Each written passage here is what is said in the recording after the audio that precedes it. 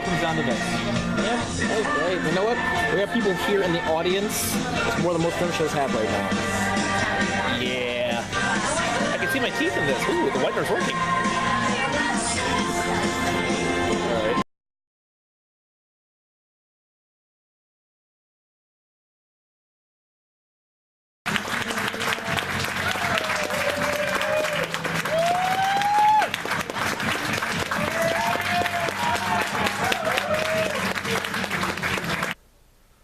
All in all, I was sitting in the back of the house with Michael, the director, and, you know, the audience is laughing when we want them to. They're reacting the way we want them to. And, you know, when the show is over, it's fantastic. But, you know, the audience goes out and they're like, it's a great show, congratulations, well done. But as the writer-producer, it's not over yet, you know. We had half the house filled for opening night, and it's a Tuesday night, so it's tricky, and we have 2 matinees on another Tuesday night, so selling out is going to be next to impossible, as far as I can see it. Maybe the Friday night last show, I don't know. Okay. We just opened a show. How do we feel? Feel great. Tired. Woo! We had an audience. When? You're not. I mean, as much as the audience that was there enjoyed it, what's really going to matter on whether or not we sell and whether or not, you know, this production is regarded as anything positive, it all depends on reviewers. It all depends on if it sells out. It depends on a lot. So job of producer is not done until that review comes out.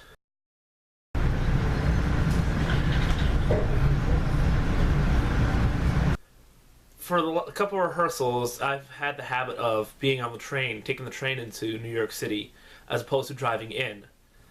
Being on the train gives me this opportunity to almost zen out and not think about the production. When you're driving, there's all this stress on your mind, not only traffic, but you start thinking through things of what you can do. When you're on the train, you really can't talk to yourself as opposed to driving, which I often do. But you just zone out, you just kind of clear your head, and it's a very zen thing, and it's helpful. Especially going into the second show where there was at least one reviewer, and the show goes well. You know, the show goes incredibly well. I have an incredibly talented cast.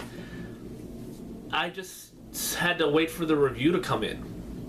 You know, it was very nerve-wracking waiting for it to come in because essentially I knew what site was reviewing us, and I basically kept hitting refresh on the webpage waiting for the review to show up. And when it did... Okay, I'm about to read the review.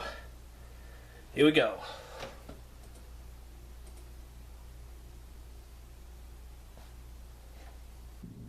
You know, the massive critique of the review was that there was a tonal problem. The reviewer wasn't sure that the massive dramatic aspect of the play and the comedic aspect of the play worked together, which caused the reviewer not to get into the production. And I'm trying to figure out if that's a problem with scripts or a problem with the direction and production. You know, it's hard because, I mean, there are like 187 shows to compete with, you know? And if you're not regarded as one of the best, basically you're just a minor blip on the radar. And that's a scary thing as a writer, to just be a minor blip on a radar at a massive festival, just trying to get as much audience as possible for people to see you. You know, my production isn't... It's a regular play. It doesn't have this massive kitsch factor. It's not absurd. It's like I see a lot of plays. It's not overblown, over-crying dramatic like a lot of other pieces are. It's not a play of an extreme. I honestly believe that. And, you know, plays of extreme don't play well to the commercial houses, I find. So, it's the question of, am I writing commercially? And, you know, why can't I get anything or near that? The one thing the reviewer did praise me for was the fact that I had an ending that was very original, and how I portrayed the life of the artist well. And if you want to know why the ending was regarded as original, and a lot of people have said they didn't see the ending coming, come see the show. Yeah. We have 3 more performances left, and all I could do is hope that audience will like it despite this particular review. And, we'll see. We'll just see.